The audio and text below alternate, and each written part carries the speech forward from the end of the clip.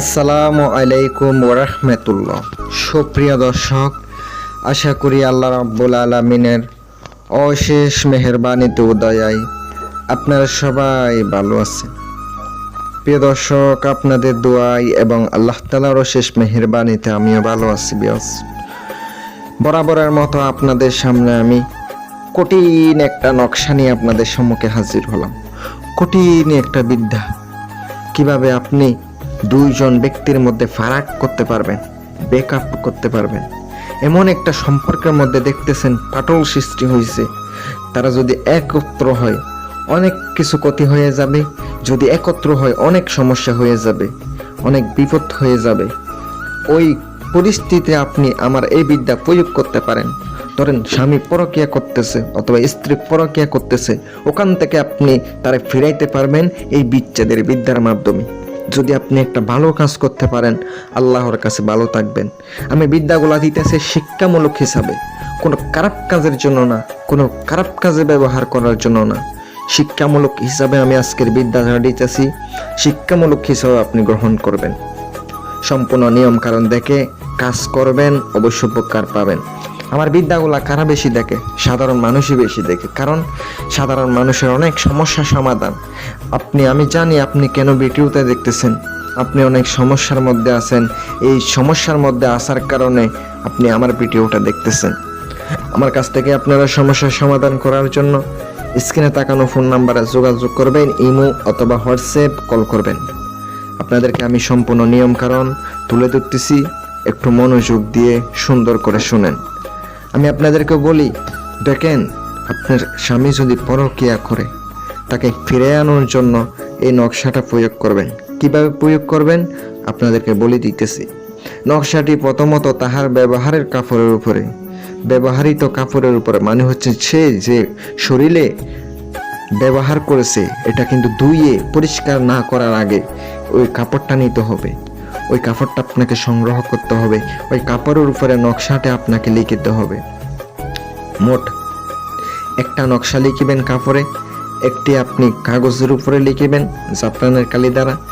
আপনি নকশা সুন্দর করে রেখে দিয়ে মেশকো জাফরান কালি দ্বারা লেখার চেষ্টা করবেন।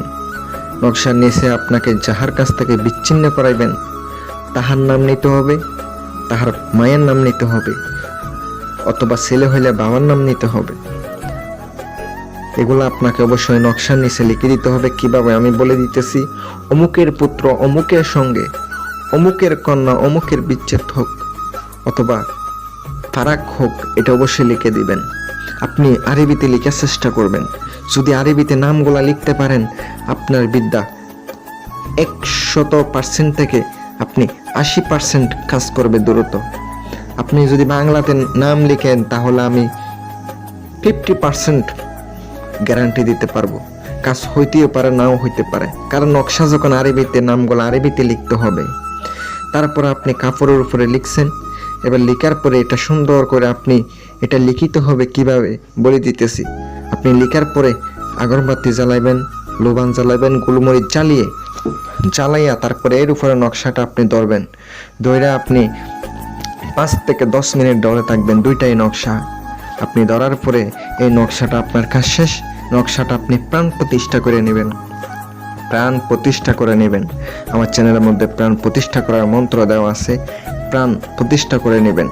নেওয়ার পরে আপনি কি করবেন, একটা হচ্ছে সুন্দর করে আপনি একটা নকশা আপনি 2 কবরের মাঝখানে, এই পাশে কবর ওই পাশে কবর, মাঝখানে আপনি রাত 12টার সময় গিয়ে পুঁতে দিয়ে চলে আসবেন। আধা হাত গর্ত করে আপনি জাগ্রত করে, গরুস্থান জাগ্রত করে আপনি পুঁতে দিয়ে পিছনে না তাকিয়ে সোজা চলে আসবেন।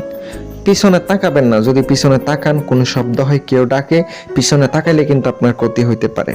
মনে রাখবেন, এটা অবশ্যই মনে রেখে কাজ করবেন। আরেকটা নকশা আপনি কাগজে লিখছেন, ওইটা ধুয়ে তাকে পানি পান করান। এভাবে আপনি 3টা নকশা 3 দিনে খাওয়াবেন।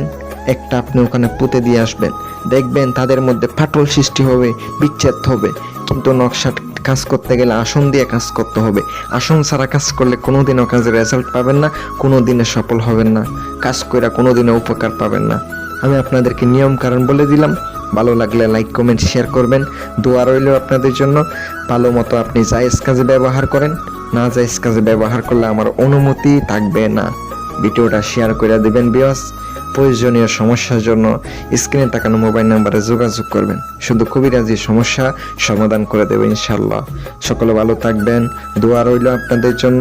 আসসালামু আলাইকুম ওয়া রাহমাতুল্লাহ।